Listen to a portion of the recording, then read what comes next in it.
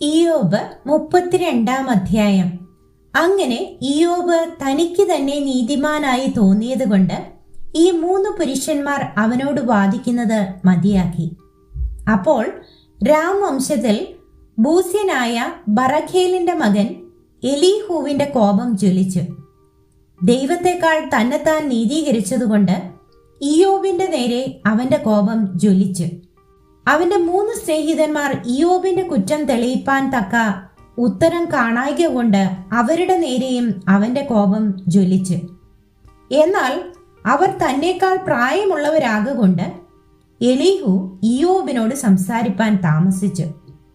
ആ 3 പുരുഷന്മാർക്കും ഉത്തരം മുട്ടിപ്പോയി എന്ന് കണ്ടിട്ട് എലീഹുവിന്റെ കോപം ജ്വലിച്ചു. അങ്ങനെ ബൂസ്യനായ ബറഖേലിന്റെ മകൻ എലീഹു പറഞ്ഞതെന്തെന്നാൽ, ഞാൻ പ്രായം കുറഞ്ഞവനും നിങ്ങൾ വൃദ്ധന്മാരുമാകുന്നു.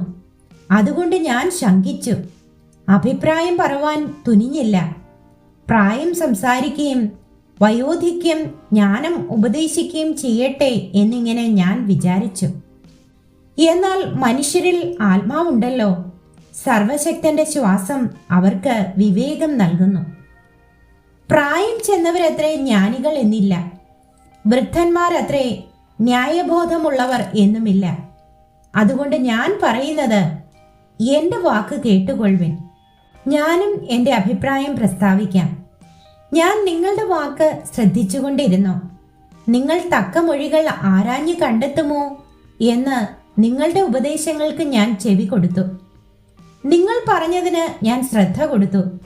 ഇയ്യോബിന് ബോധം വരുത്തുവാനോ അവന്റെ മൊഴികൾക്ക് ഉത്തരം പറവാനോ നിങ്ങളിൽ ആരുമില്ല. ഞങ്ങൾ ജ്ഞാനം കണ്ടുപിടിച്ചിരിക്കുന്നു, മനുഷ്യനല്ല ദൈവമത്രേ അവനെ ജയിക്കും എന്ന് നിങ്ങൾ പറയരുത്. എന്റെ നേരെ അല്ലല്ലോ അവൻ തന്റെ മൊഴികളെ പ്രയോഗിച്ചത്.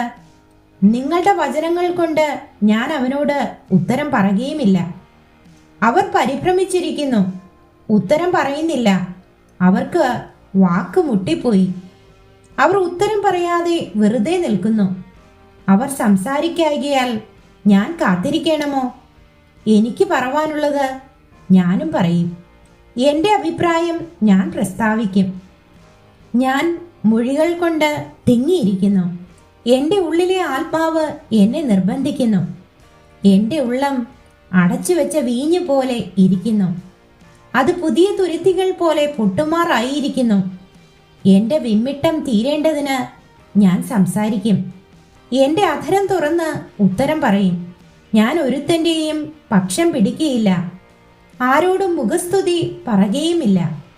മുഖസ്തുതി പറവാൻ എനിക്ക് അറിഞ്ഞുകൂടാ. അങ്ങനെ ചെയ്താൽ എൻ്റെ സൃഷ്ടാവ് ക്ഷണത്തിൽ എന്നെ നീക്കിക്കളയും.